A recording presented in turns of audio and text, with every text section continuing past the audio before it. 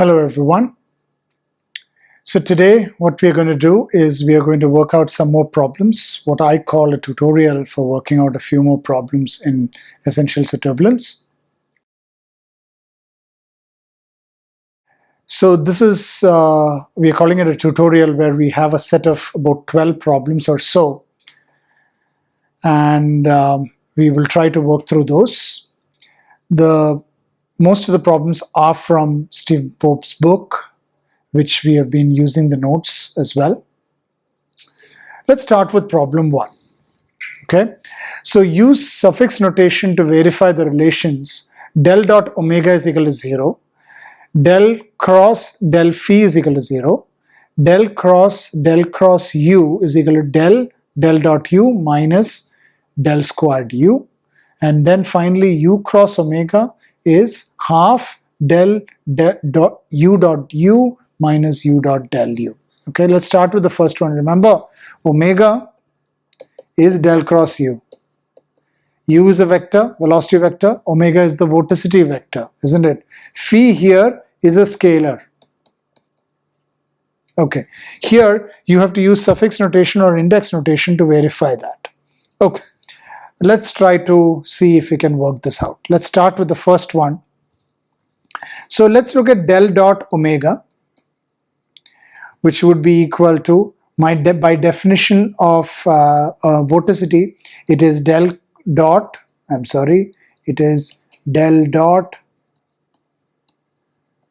del cross u, which is equal to, now I am going to be using the definition of the cross product, and I will write it in terms of the alternating tensor. So then what I'm going to get is epsilon ijk, and I will get, remember, I will get del squared uk, because that is the k part, divided by, then there would be a del xi from here, so del xi and del xj, like this. Okay, now keep in mind, so the last step follows by, because del squared uk del xi del xj is symmetric.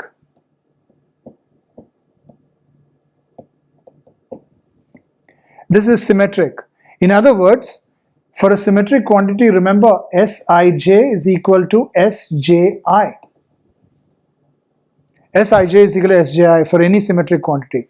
So epsilon ijk Sij is equal to epsilon jik Sji, isn't it? Because it is symmetric. The alternating tensor, you can just flip the indices. This is the same as minus epsilon ijk. How did I get minus? Because remember, the alternating tensor, the indices, from this step to this step, you just flipped the indices. Whereas from this step to this step, you're not just flipping the indices, you're using the same indices, but because you changed the cyclic order, this is becoming negative. So then it becomes epsilon ijk Sij, isn't it? Isn't it? Because Sji is equal to Sij. So it is minus epsilon ijk Sij.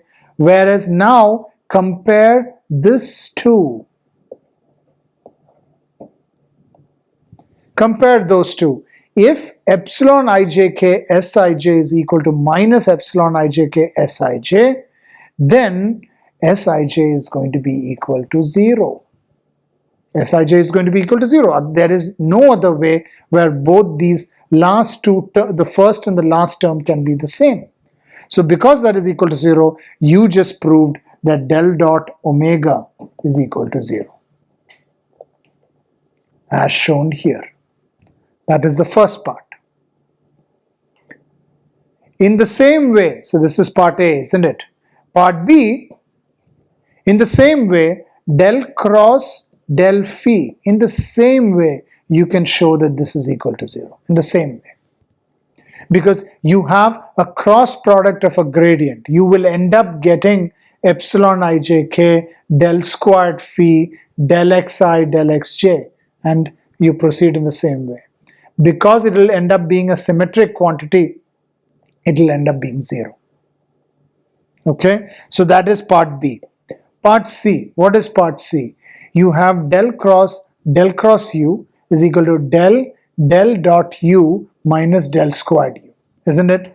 So then, in order to prove this, okay, so let me do this. So I have this del cross u, isn't it? I have this, and what I'll do is, remember this is del cross u. Okay, so here is what I'll do. I'll need two alternating tensors. So what I'll do is the internal part, I will keep it as, for example, epsilon k l m, for example, and then I will have del xl, right, and then u m, like this. That's the rightmost part. And then, so let me just put this parentheses here, and then for this cross product, so this was the first one that I wrote is the rightmost cross product, and now I'm going to write the left cross product, which would be epsilon ijk, and I would have del xj of this part, isn't it? And all of this is going to have a direction of I, isn't it? All of this is going to have a direction of I. So essentially what I have is epsilon ijk, epsilon klm, and then I will have del squared um, isn't it? Del xj, del xl, like this. Now what I'll do is I'll utilize this product rule for the alternating tensors. I'll have to use another page here and then go to the next page, and then epsilon ijk, epsilon klm is equal to, this is the same as epsilon ijk and epsilon lmk, right? Cyclic order just changed. I kept the cyclic order. So lmk, isn't it? Now I can utilize this to write it in terms of the Kronecker delta, which is delta il delta jm minus delta im delta jl, like this, isn't it? Now what I'll do is I'll use this into the into my previous my previous term here, and then what I'm going to have is my del cross u, okay, is going to be equal to, I will put this in there so that I'll have delta il delta jm, and then I'll have del squared um del xj, what is it, del xj del xl, del xj del xl minus delta im delta jl times del squared u.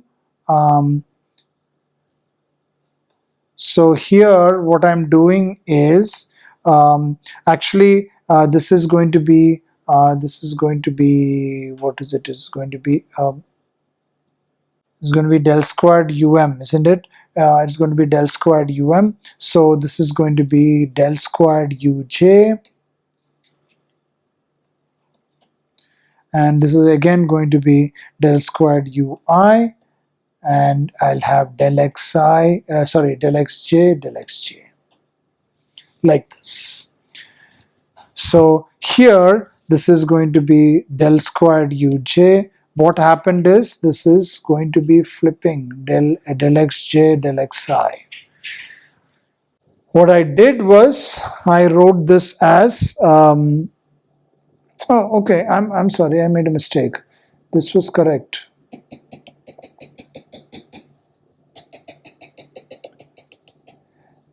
This was according to del squared um del xi del squared um del xj del xl. del squared um del xj del xl, and del squared del xj del xl, like this. Okay, this is what I have, and this is all in the I component. Now I will use the substitution rule. Okay, if I use the substitution rule, this becomes del squared uj, isn't it? So I've already utilized delta jm. Then I utilize delta il, and I'll get del xj del xi minus. Here what happens is I will utilize this delta im first, and then that becomes del squared ui divided by, then I'll utilize delta jl, and then I'll utilize delta jl, and then I'll have del xj del xj, like this. Now this right here is del dot u minus del squared u. That's it. So that way I have proved it. I hope this is clear. If I go back, so I just proved the C part. D is u cross omega is half del u dot u minus u dot del u. Okay. So let's get another page. Part D is u cross omega. Okay, let's see what we have. So that would be u cross del cross u, isn't it? And then now you have two cross products. So I am going to have two alternating tensors, and what I'll have is inside I'll have the epsilon klm, just like I did last time, and then I will have del del xl, and then outside I'll have epsilon ijk, and I will have epsilon ijk, and I will have uj, isn't it, uj, and all of this is going to have the direction of I. Now again, utilizing the Kronecker delta, so if I group these together, what I'll have is epsilon ijk and epsilon lmk, just like what I did in the previous problem. Then I'll have uj del del xl, all of this with a direction of I. Then I use the product rule, and then I will have delta il, isn't it, delta il delta jm minus delta im delta jl, and uj del del xi, del xj, sorry, isn't it, del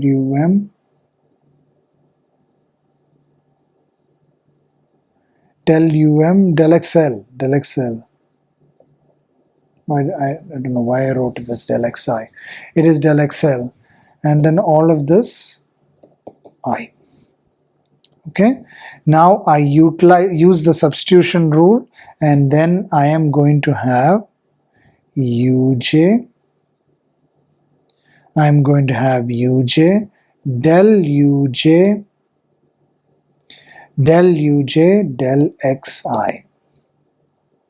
isn't it?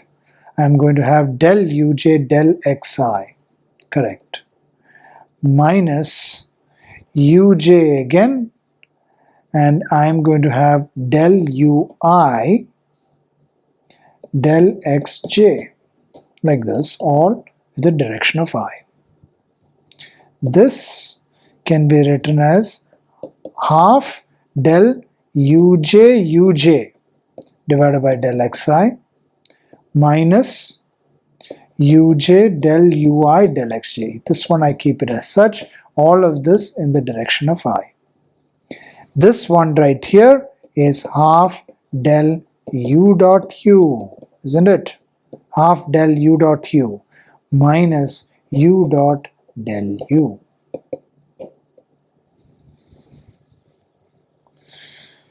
That's how you show it. I hope this is clear. So this was, you just have to follow, convert everything into index notation and follow the rules and proceed accordingly. So that completes problem number 1.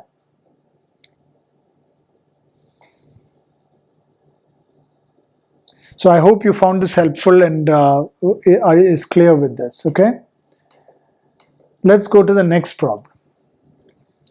Show that vorticity squared or entropy, which is omega squared is omega dot omega. So this is a scalar, okay? This is a vector right here, okay? Omega dot omega, that's why it's in bold. Evolves by d omega squared dt is equal to nu del squared omega squared plus 2 omega I omega j del ui del xj minus 2 nu del omega I del xj del omega I del xj. Okay? Okay. So let's see how we can work it out.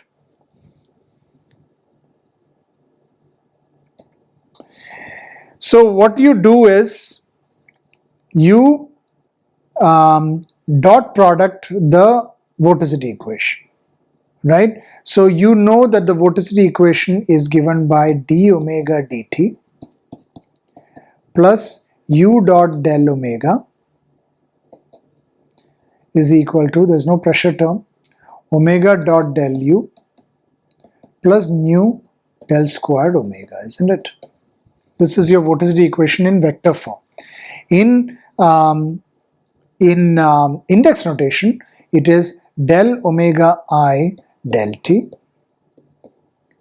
plus uj del xj omega I equals, sorry, there's no vector symbol because I'm writing index notation, omega I. And then here you will have omega j del xj and ui equal plus nu del squared omega I.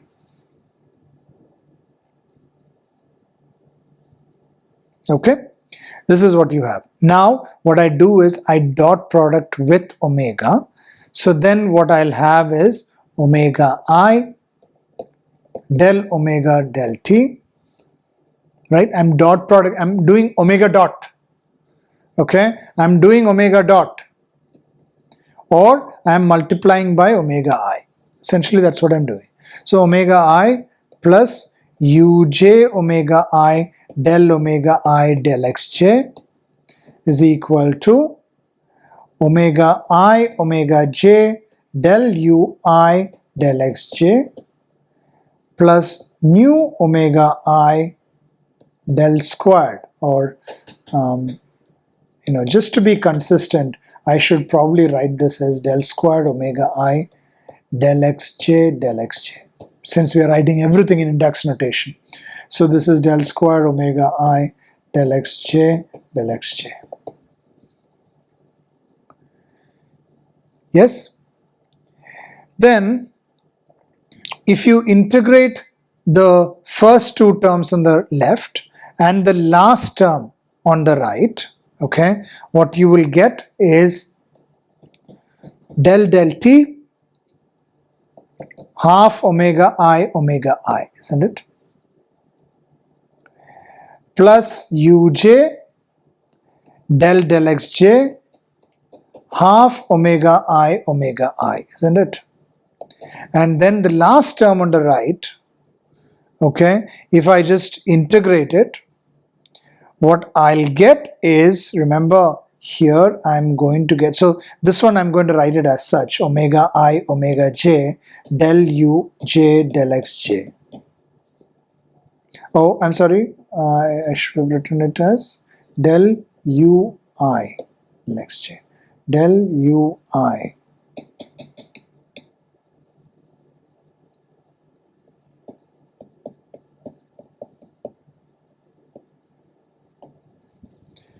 Okay, del ui del xj plus, now this part, what I'm going to do is I'm going to use the product rule. Remember, omega I is multiplied by the second derivative of omega I, isn't it? So I am going to write it as follows. Nu times del xj of omega I del omega I del xj, like this. And then once I write it like this, if I use the chain rule, then it is first times the differential of the second plus the second times the differential of the first, isn't it? So the first times the differential of the second is this term here. So I have to subtract the other term out. So then what I get is minus nu del omega I del xj and del omega I del xj, like this. Because I'm subtracting the other term out, isn't it? Because remember, from here, first times the differential of the second plus the second times the differential of the first. Whereas one term is already there, so I subtract the other term out. That's it. Okay? Once I do that, then this part here is d omega squared dt. Isn't it? If I just multiply by 2, then what I have is, so d omega squared dt. Why? How did I get d? Because these two combined gives me the material derivative, isn't it? Del t plus uj times. So this quantity right here, is half omega dot omega, isn't it? Half omega dot omega, which is omega squared. There is a half there which I'll multiply on both sides. So these two together gives me this. That is equal to, are you following me? The entropy is omega dot omega. Here I have half omega I. Remember, just to, as a side note, half omega I is half omega dot omega, which is the same as omega squared over 2. Here, the last omega that I've written is a scalar, entropy. So that I have d omega squared over 2. Now I end up multiplying 2 on the other side. And what I'll have is, okay, so what I'll have is minus nu. So I'll end up multiplying by 2 here on this term. So 2 nu del omega I del xj del omega I del xj.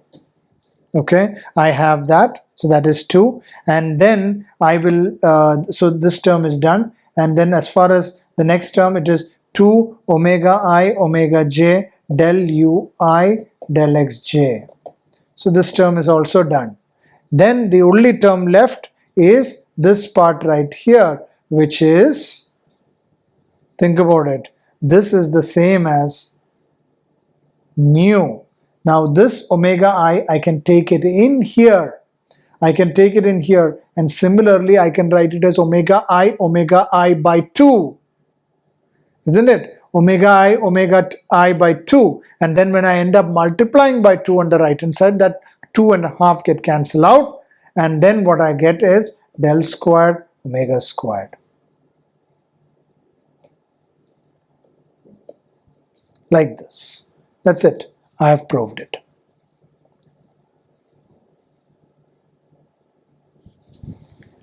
I hope this is clear here. So a little bit of manipulation, but this can be figured out.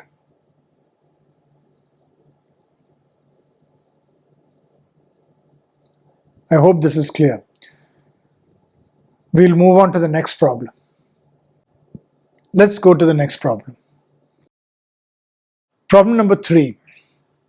By considering the quantity minus infinity to infinity, so this is minus infinity to infinity, d over dv, v to the n over square root of pi, e to the minus v squared over 2 dv, obtain a recurrence relation for the standardized moments mu n for the Gaussian distribution. Show that the odd moments mu 3 hat, mu 5 hat are 0, and that the kurtosis mu 4 hat is 3, and that the superskewness is mu 6 hat is equal to 15. Okay, that is what we have to show. Okay, let's see how we can work this out. So essentially, if I try to integrate it, okay, if I have minus infinity to infinity, d, and I'm going to use another symbol, dv hat is v hat to the power of n divided by square root of 2 pi e to the minus v hat squared over 2. This whole thing to dv hat, right? If I integrate this or sort of expand this, then what I'll have is 1 over square root of 2 pi comes out, isn't it? And then I have this minus infinity to infinity, isn't it? And then if I integrate by parts, what I'll get is n v hat to the n minus 1, because I have v hat to the n. And then I'll have e to the minus v hat squared over 2, okay, minus then the integral of the first times the differential of the second. So that is v hat times to the n plus 1, okay, and then that divided by n plus 1 multiplied by e to the minus v hat squared over 2. Isn't it? This whole thing dv hat. Okay, this is the same as n times mu hat n minus 1. This is the same as mu hat n minus 1, and then minus, what is this? The second part is mu hat n plus 1, isn't it? Because by definition, this becomes mu hat, the first term becomes mu hat n minus 1, and by definition, the second term becomes mu hat n plus 1. This is the standardized moment, isn't it? This is the standardized moment. Now, on the other hand, if I look at this derivative, or sorry, this integral, then the integral of minus infinity to infinity, d dv hat, and then I have v hat to the power of n square over square root of 2 pi e to the minus v hat squared over 2 dv. Remember, what I'm doing is an integral of a derivative. If I take an integral of a derivative, I get the term exactly, and I just have to apply the limits, which would be v hat n over square root of 2 pi e to the minus v hat squared over 2, going from minus infinity to infinity, isn't it? This is going to be 0. This is going to be 0. So because this is 0, the top part is going to be 0. So that means mu hat n minus 1 is equal to mu hat n plus 1, or mu hat n is equal to n minus 1 mu hat n minus 2, right? I just substitute n for n plus 1, and then I have n minus 1 times mu hat n minus 2. Okay, so that is your recurrence relation. That is the first part. Obtain a recurrence relation. There you go. You now have the recurrence relation. So remember, mu hat 1 is equal to 0, right? And because it's standardized, right? You have standardized it in such a way that the mean is 0 and the variance, the standardized variance is 1. That's how you have standardized it. So in which case, mu hat 2k plus 1, okay, because I'm trying to get odd numbers, 2k plus 1 is 2k times mu hat 2k minus 1, which is 2k times 2k minus 2 times etc going all the way to 2 times mu hat 1. And since mu hat 1 is 0, this ends up being 0. Okay. On the other hand, so I need to go to another page, and then so that was all the odd moments, right? The odd moments, mu 3, mu 5, that's why I took 2k plus 1. And 2k plus 1 is always going to be odd. So for all odd numbers, it's going to be 0. Now, I need to check for even numbers. So let's say I do mu hat 2k. Mu hat 2k is going to be 2k minus 1 times mu hat 2k minus 2. In which case, this is going to be 2k minus 1 times 2k minus 3, right? 2k minus 3, etc. going all the way till 3, and then mu hat 2. Mu hat 2 we know is 1, so this is going to be 2k factorial divided by 2 to the k factorial.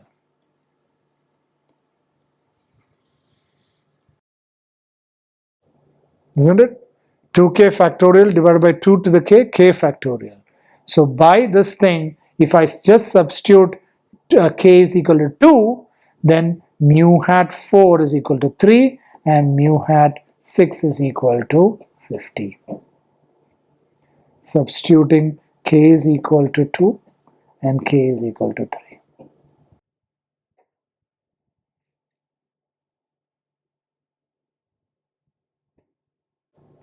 I hope this is clear.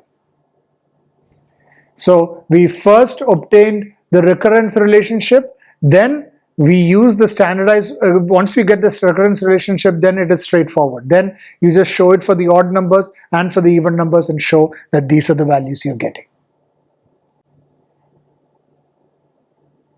Okay? Let's try the next problem.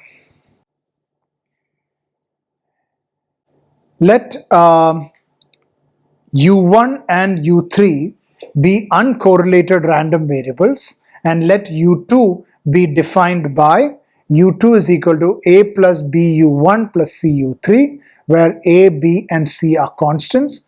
Show that the correlation coefficient rho 1 2 is equal to b divided by b squared plus c squared u3 squared mean plus u1 squared mean half, all raised to half, and show that u1 and u2 are uncorrelated, that is rho 1 2 is equal to 0 if b is 0 and c is non-zero.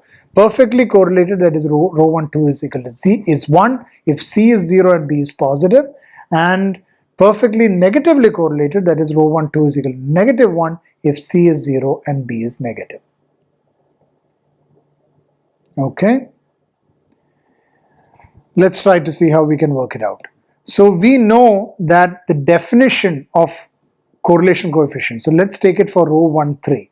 Rho 1 3 is u1 u3 divided by, what I'm going to have is u1 squared mean, u3 squared mean, both of this raised to half. Okay, and since u1 and u3 are uncorrelated, this is going to be equal to 0, which means u1 u3 mean is equal to 0. Isn't it? Now rho 1 2 is equal to u1 u2 divided by u1 squared u2 squared whole raised to half. Now what is this value?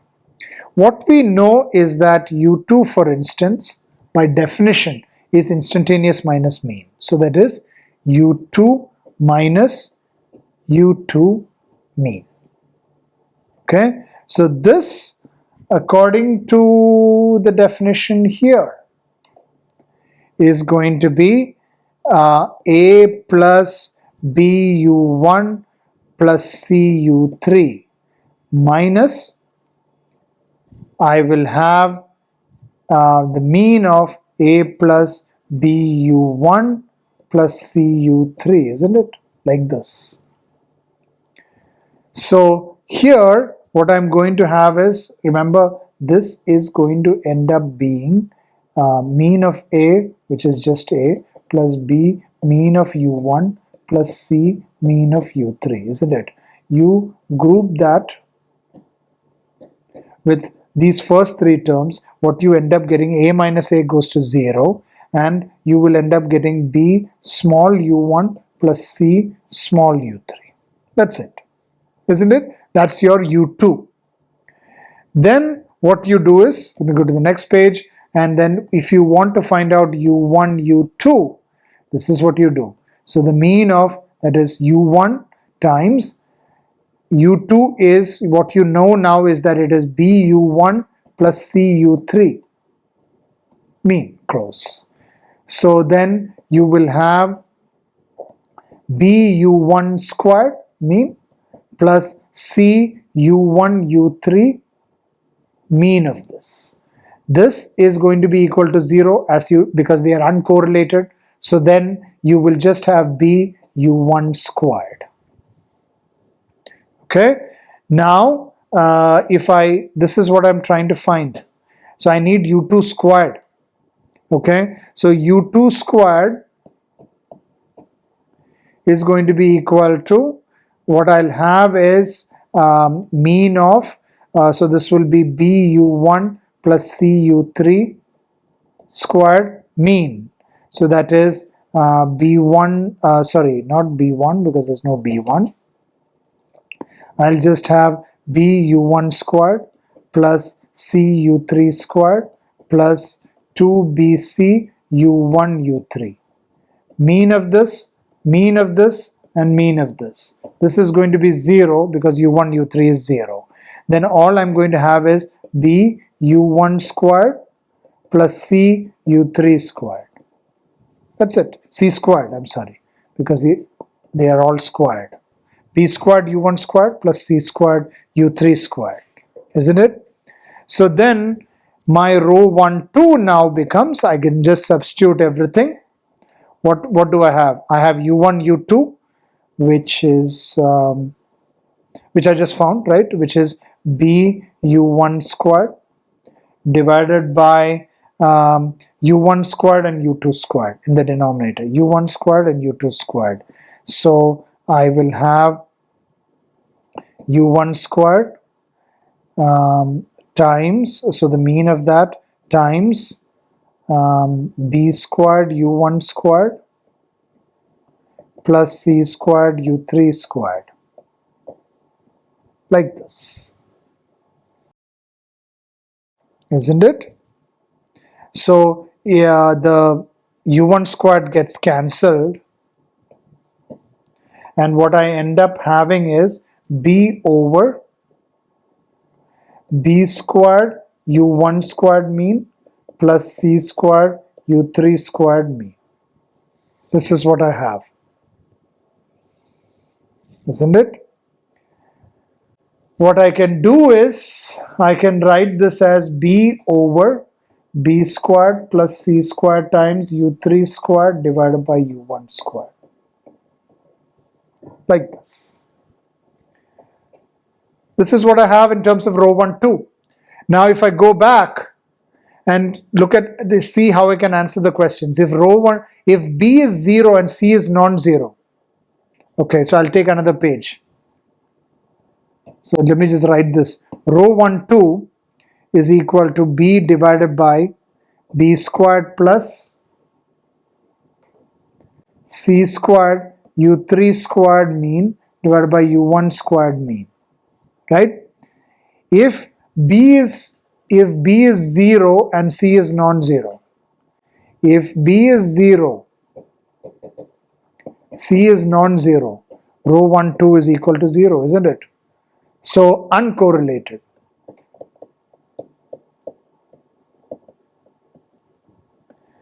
Then if, this is part A, part B, if c is equal to 0 and b is positive, so b is greater than 0.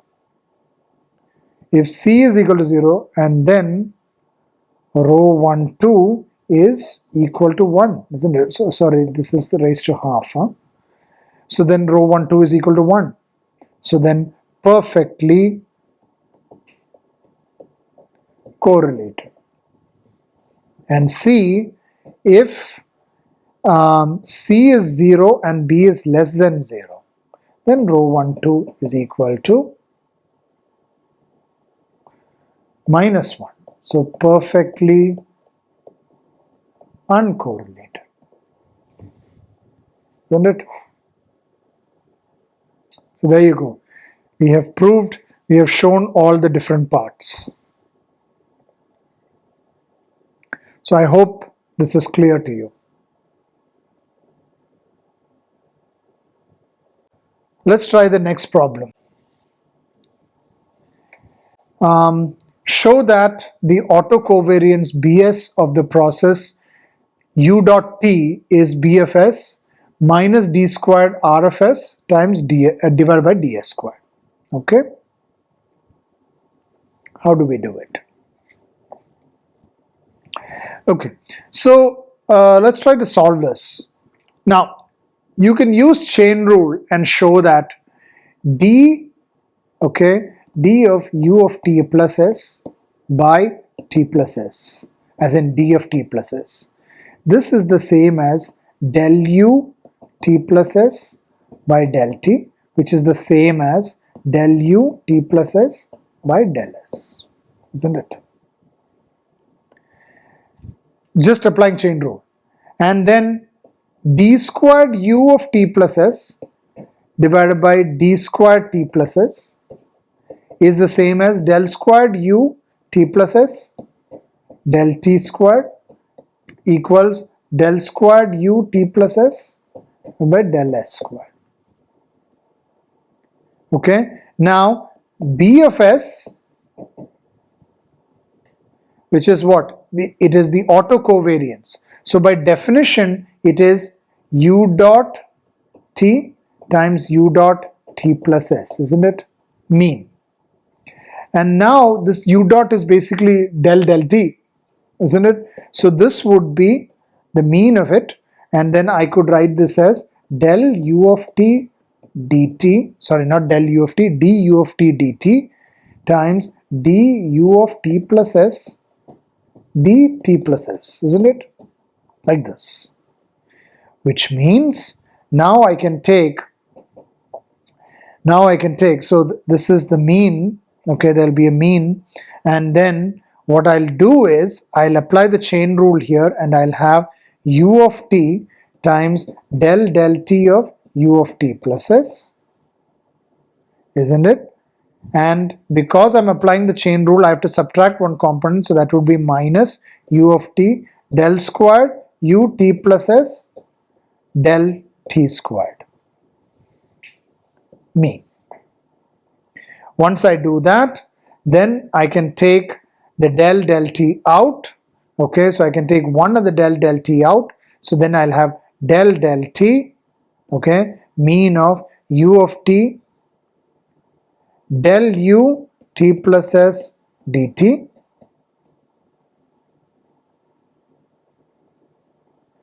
hold on. So here I made a mistake.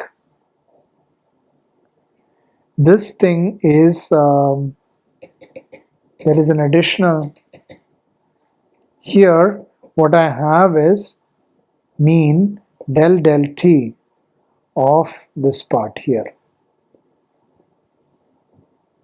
right? Del t of this part minus u of t times and then close mean. So then this becomes del t of, now I take the del t out of the mean, and then I'll have u of t del u t plus s del t, mean of that, minus mean of u of t, then the rest of the term, del squared u t plus s del t squared.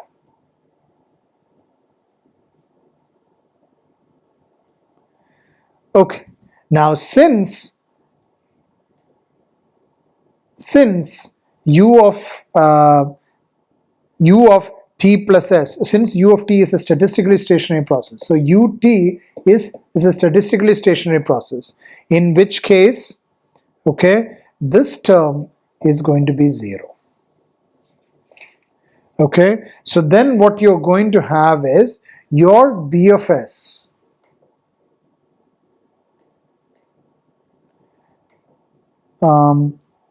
I'm sorry, your B of s is going to be equal to this term here, okay, this term here, which is minus, it's going to be open mean minus u of t del squared u of t plus s del del s squared, isn't it?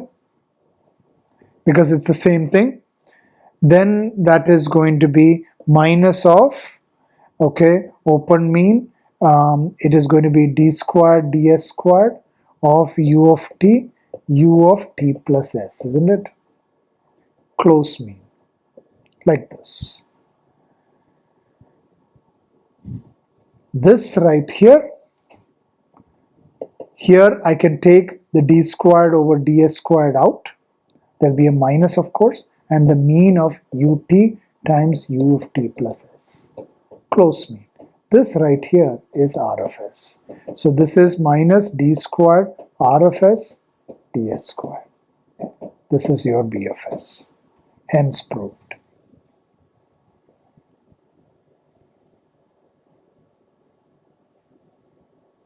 I hope this was clear. We started by using the chain rules du t of s divided by d t of s. Sorry, du t plus s by dt plus s is the same as del u t plus s del t, del u t plus s del s.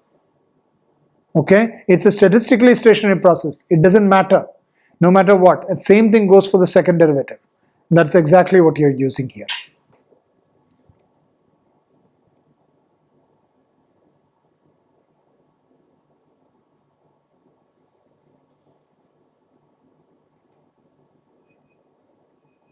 So I hope this was clear. Let's try the next problem. For a statistically stationary flow, show that the variance of ut, okay, again, this is the variance of the mean with respect to time, is equal to the variance of u by t squared, then integral 0 to t rho of t minus s ds dt, where rho s is the autocorrelation function of ut. Assuming that the integral timescale tau bar exists and is positive, obtain the long time result, which is the variance of ut with respect to time, is almost equal to 2 tau bar divided by t variance of u. Okay, so it looks complicated. It's not that bad actually.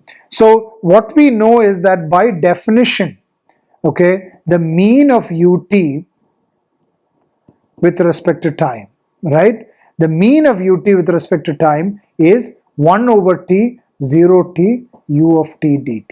This is just time average. That's it. What I mean by mean. So earlier when we were using the angle bracket, we were referring to it as spatial average. This is essentially with respect to time. So it is just the time average value. So now the variance, if I take the variance of the mean of t with respect to time, right? The variance. So that would be, now by definition of the variance, it is the mean of something, right? The mean and then the square of that. So that would be u of t, and then this would be time minus u squared, isn't it? This thing squared mean, like this. So here what I would have to do is, if I use the definition of time average, I'm going to have mean, okay, I'm going to have that, and then if I use the time average definition, it is going to be 1 over t integral 0 to t u of t dt, okay, and then minus u mean, obviously this squared, okay, and then I'll have the mean, of course, then I'll have 1 over t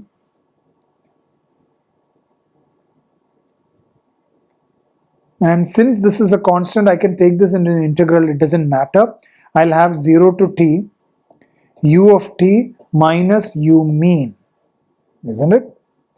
This dt, here small bracket and this big bracket square and then close mean. This right here is small u, the fluctuation. So here what I have is the mean 1 over t integral 0 to t u of t dt. It's actually u of t squared. So I can write another term as 1 over t, because remember 1 over t is also squared, and I can just write it as 0 to t u of s ds, right? I just changed the variable. That's it. Instead of writing u of t squared, I wrote it as another. Close mean. Okay. So now what I have is open mean 1 over t squared, isn't it? 0 to t, 0 to t. And then I'll have u of t, u of s, ds, dt. Close mean.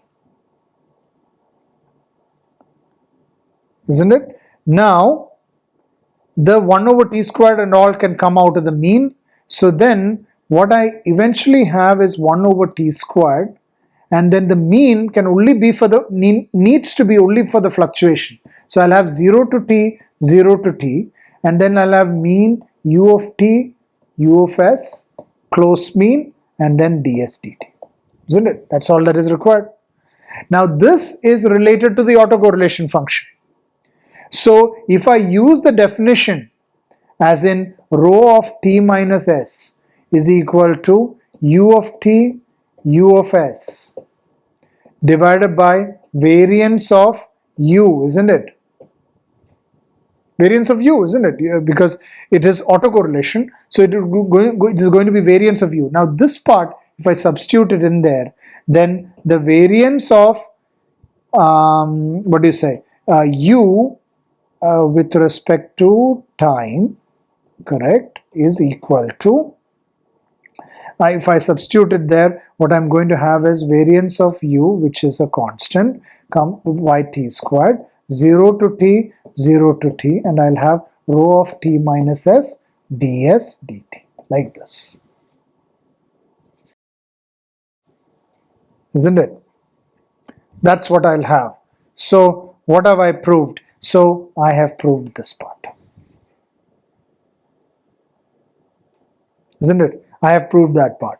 Now the question is, assuming that the integral timescale exists and is positive, obtain the long-term result.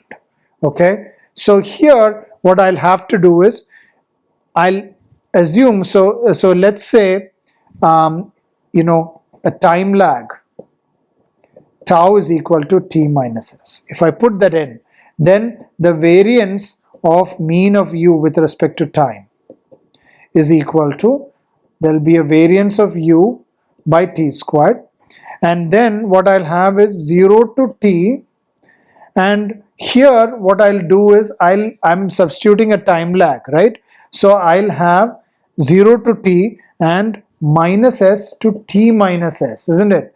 And then I'll have rho of tau d tau ds, because now I'm making the substitution, tau is equal to t minus s, so d tau is the same as dt.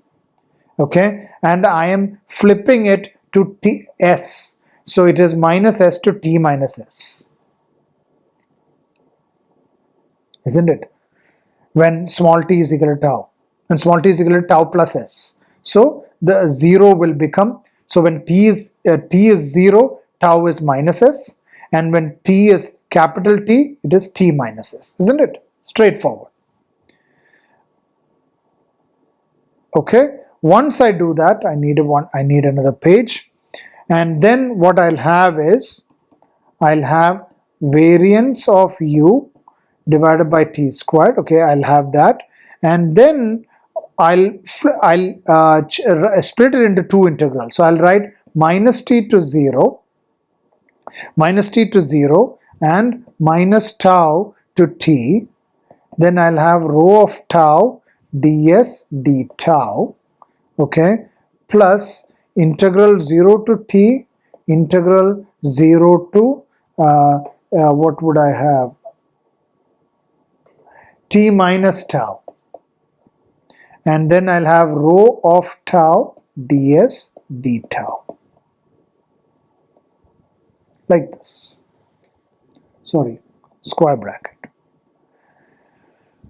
From here I'll have variance of u with respect by t squared, and then open bracket, I'll have integral minus t to 0, and this part can be integrated, and you will get t plus tau, isn't it? You will get t plus tau rho of tau, rho of tau and d tau, because you integrated with respect to ds. And then the second part here again, you're going to do the same thing. 0 to t, you're integrating with respect to s, so you will have t minus tau, rho of tau, d tau, close bracket. Finally, you're going to have, this is going to lead to 2 variants of u over t squared, and then you're going to have 0 to t, t minus tau, rho of tau, d tau.